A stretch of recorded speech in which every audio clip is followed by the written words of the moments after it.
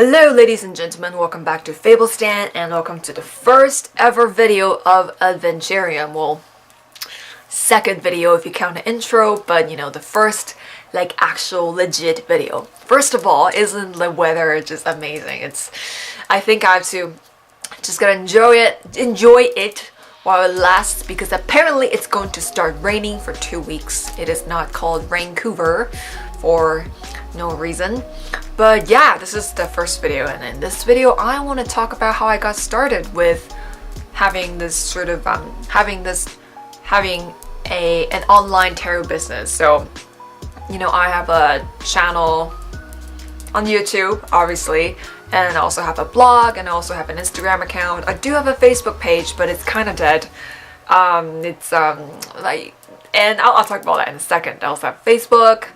Try Twitter, but I'm too babbly and texty for Twitter. 140 characters or 142 characters, just not enough for me. And what else do I have? I have a newsletter. Anyway, just the whole shebang, right? Just the whole online business. I have a little like a den, like an empire, right? So I want to tell you my story. And yeah, well, let's get right into it. So how I got started was actually very, very simple. I remember researching into tarot and checking out tarot resources online, and at the time it didn't really occur to me that being a tarot reader or tarot you could have a platform that is really tarot centric and that is also online. I always known that people use social media to build their own community, to help people to promote their content, to create their content, to reach people in different parts of the world, but I never really thought that tarot tarot could also be like an online business. It didn't occur to me. So how I found out that this could be a thing was searching up tarot stuff and resources, kind of just randomly browsing, and I just stumbled upon Kellyanne Maddox's tarot training course, and that was what got me into studying tarot, and that's what got me into thinking, oh, tarot could be a psycho-spiritual tool that helps you reflect on yourself, explore who you are, help you find ways to problem solve, help you find the best solutions, help you make better choices, help you become a better person, and help you level up in life. So that was like a whole new world, and then immediately I saw those videos. I was like, this is my jam, this is my tea and jam, this is my cup of tea and jam, and I really vibe with this. So I started watching some of her videos and I was like, this is really cool. I really enjoy listening to her, and then I want to subscribe to her channel. I want to watch all her videos, and then eventually I found my way to her tarot shop on Etsy.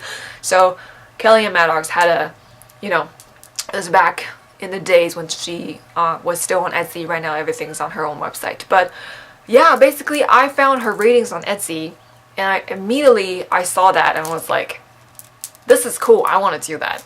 I want to do this. This is my thing. I want to do it. And that was it. I think I just was immediately attracted to the idea of having an online tarot business. At the time wasn't really committed to actually creating an online business, because that was sort of just the beginning stages of my tarot journey. I was still sort of exchanging, giving free readings, practicing. It was more like a hobby that I really enjoyed, until eventually I was like, maybe I could do this.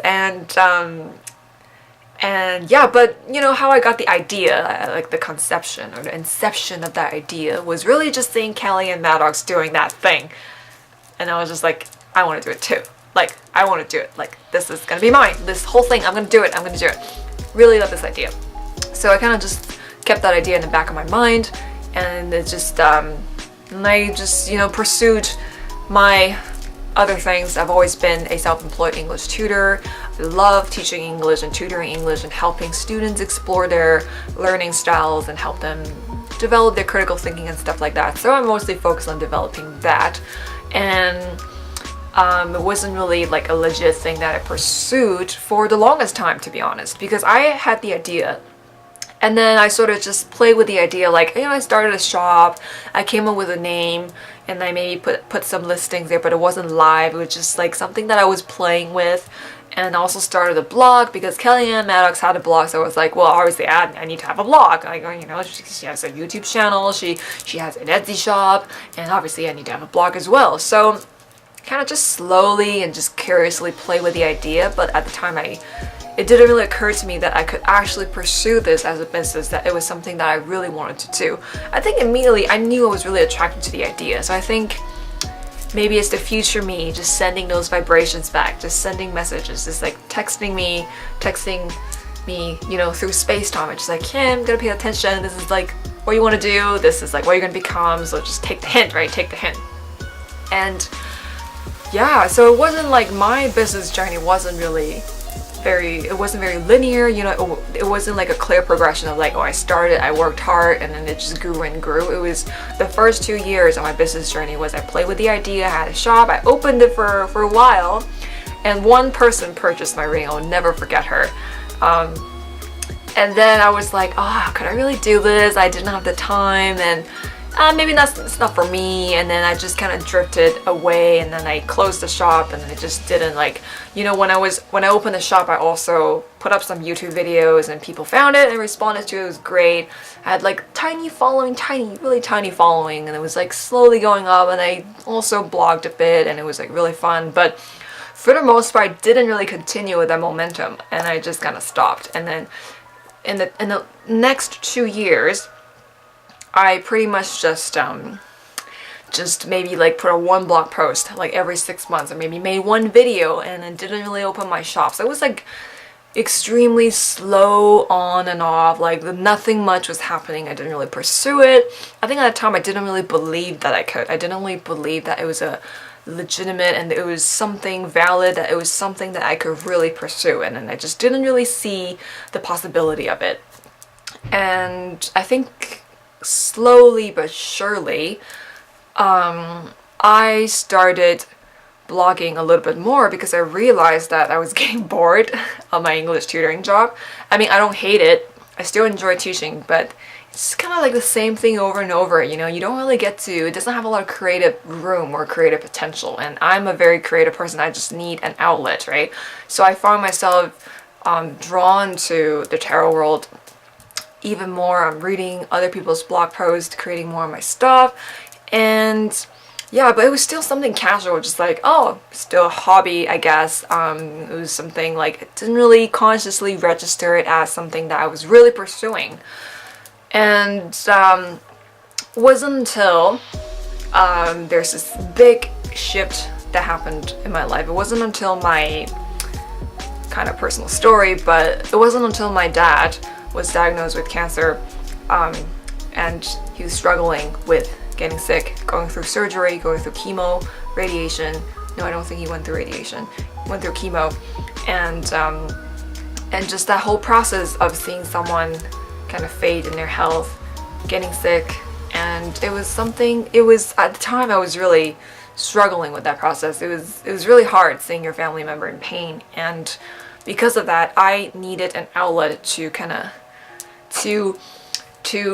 for all those emotions. I just needed something to busy myself with, you know. I just needed a distraction. So I poured all my remaining time and energy into creating something good, into creating more content for Fablestand, and into, you know, expressing myself, creating what I wanted to create, and then just it was sort of a channel it was sort of like an inspiration for growth. Like, I was growing this business, and at the same time I also felt like, thinking back, it was also a way for me to escape the harsh realities that I was facing. And then my father did not make it, and he passed away from cancer December 2016, and it was one of the most difficult moments of my life. And long story short, it made me realize how precious life is, how easy it is for something to disappear and just not come back, and just how much time we should not be wasting, because anything could happen. You should just make the best out of every single moment. You should just live every single moment of your life with purpose, with love, with passion. And it just made me realize that every single moment that I spent not pursuing what I want is a moment wasted. And if I'm not being myself, if I'm not doing what I really love to do, if I'm not pursuing what I want to pursue, if I'm not trying to conquer and manifest my dreams, then who am I? What am I doing? then I'm wasting my time, obviously. So from that moment on, I made a commitment to really, really dedicate to the growth of my business, and really seeing that it was possible, that it was, you know, it's something that is possible, it's something that could come true, it's something that I could actually build, and it could become something that I could support myself with, that, you know, financially, emotionally, and everything. Like, mostly it was, I was beginning to see that was a possible thing. And I think just throughout this whole journey, Fablestan, it's interesting because I feel like I'm not like someone who's aggressively pursuing something like all the time, like always having my eyes on the prize. It was like a meandering circular journey in which I connected and disconnected from this business. I try to create something and then I held back, and then I try to create something else and then I held back, and it was always this meandering and circular and cyclical journey in which I created, and then I maybe was sort of overcome by fear and insecurities, and then I started creating more, and I became more sure and certain of what I could create, becoming more who I am, exploring who I am, what I could create, what I could offer. It was just this, it was a process. It was definitely a journey, and through that journey I really learned that Fablestan is this magical space that I've created. It really is everything that I am, really embodies my spirit, obviously, because it's a heart-centered and spirit-centered business. This is like a spiritpreneurship thing, right? Of course it's gonna have my stamp on it. Of course it's gonna be so integrated with who I am and what I want to put out, because everything I create is personal. Everything I create is something that matters to me, like whether it is my spiritual views or my tarot views or a tarot exercise or anything of that sort. Those are all extensions of myself. So Fablestan really is an extension of everything that I am, and being able to embark on this journey. I know this is like sort of less of a business narrative, you know, it doesn't really have to do with numbers, but really if you're just doing this for numbers, you might as well not. Might as well go do something else, right? But I think doing this, creating Fablestan, has been, it's just been something that I feel like I was meant to do, that it was the person that I was meant to become. It was all the things that I've created were things that I was meant to create, because creating those things and pushing myself to create those things and engaging with the audience and making YouTube videos or doing tarot readings and whatever, everything was to uncover more of myself, to discover what I could give to the world, to discover what I could offer to the world, to discover how I could be of service. And really just it was incredibly healing. It was because throughout my entire life, so this is outside of my business, but of course everything's connected in life, right? Because throughout my entire life I've always struggled with personal power and believing in myself and having people value what I create, and without sort of valuing in myself first, if that makes sense. Like, I've struggled with self-love. That was one of the reasons why I watched Kelly and Maddox, because she talked about self-love, and that was something I struggled with in the beginning. And then finding my own way through self-love, finding what really speaks to me, what really tugs on my heartstrings. And it's just been an incredibly healing journey. It was a spiritual journey, it was a business journey, it was a journey of my becoming. And I just knew that even though I didn't know it completely at the time, I think I just always knew that having a tarot, like an online tarot business, and having a platform to create what I wanted to create, I feel like it's in my DNA. And with the more I pursued it, the more I knew deep down inside, and subconsciously, consciously, the more percentage of me would start to know that this is exactly what I want to be doing, and this is what I can give to the world. This is who I am. And yeah, honestly, like, my business journey is sort of started but not started. Like, it doesn't, like I said, it doesn't really have a clear linear narrative, but it was just like something that I deepened into. That is my business journey, at least just in terms of what it meant to me, what it meant for me, and what I want to, in terms of my creative journey as a tarot creator. And yeah, so I guess why I wanted to tell the story is, or at least what the messages or insights or any takeaway that I would like to leave you with the story is, if you want to do something, just do it.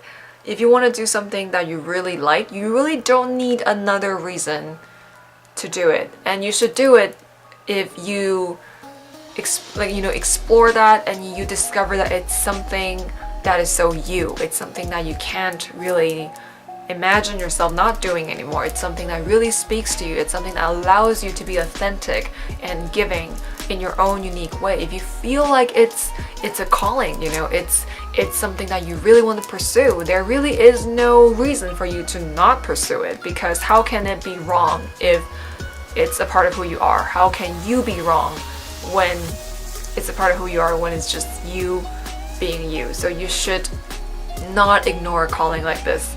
Even if you just start doing on the side, if you just, like me, blog once every 6 months, if you find yourself continuing, just returning to the idea, just going back, like, should I open a shop? Should I become a tarot reader? Should I do this? You should do it. And no matter how slow or how fast, how casual or how dedicated you are when it comes to approaching or manifesting or working towards this business, whatever it is, whatever mode you start with, whatever mentality you start with, if you know that it's something you like, you just do it for the sake of liking it. You should just do it for the sake of enjoying it. And you never know what's gonna be. You never know where it's gonna take you. You never know what kind of moment or story is gonna unfold before you, because you made a decision to follow your heart, even just a little bit, even just bit by bit, even just as a hobby, even just as like a really off and on, like 2 blog posts per year thing. It might turn into something absolutely amazing. It just might turn into something that brings you fulfillment, joy, and it might just become something that allows you to create and inspire, and it might just you never know what's gonna happen. And I think just because of that, you should do it. You should just start doing something, even just like a little bit of something. You should start and just see where that journey leads you, right? Because there's this cheesy Chinese proverb where the journey of 1,000 steps or 1,000 miles begin with the first step or whatever. Yeah, it's a journey, and then you should just take a step. And then I think there's this pressure attached to like taking a step, as if like once you take the step, then you have to finish it or whatever. But just move your feet a little, dance a little, do the things that you want to do. So yeah, I just want to leave you with this. You should just do it. If you feel like it's something that you might enjoy, just do it. I mean, starting an online business online is really low cost and low maintenance, in terms of like you don't have to spend a lot of money or to kind of just maintain the platform, if you know what I mean. But obviously if you want engagement, then you have to be posting regularly. But starting something online is really low cost. You can just get a YouTube channel for free, you can start a blog for free, you can get an Etsy store for free, and you can put up listings for really cheap. It's like 20 cents USD per listing, and you could start selling readings online.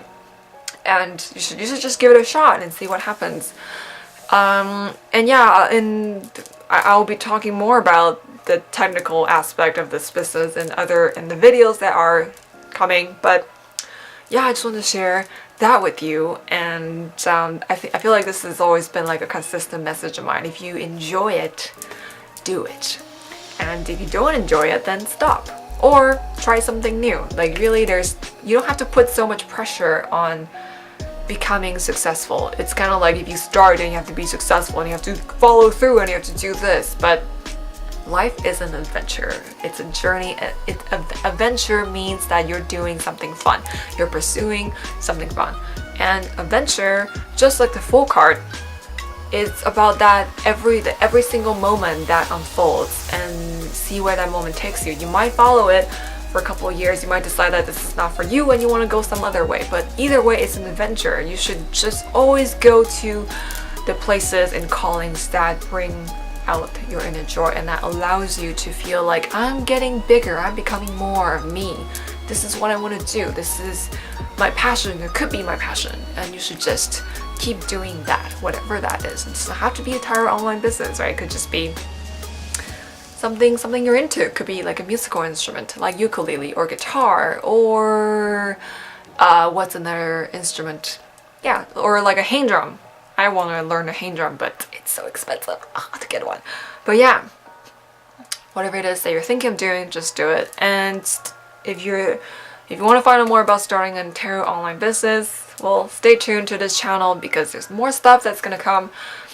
But yeah, I think that's it for now.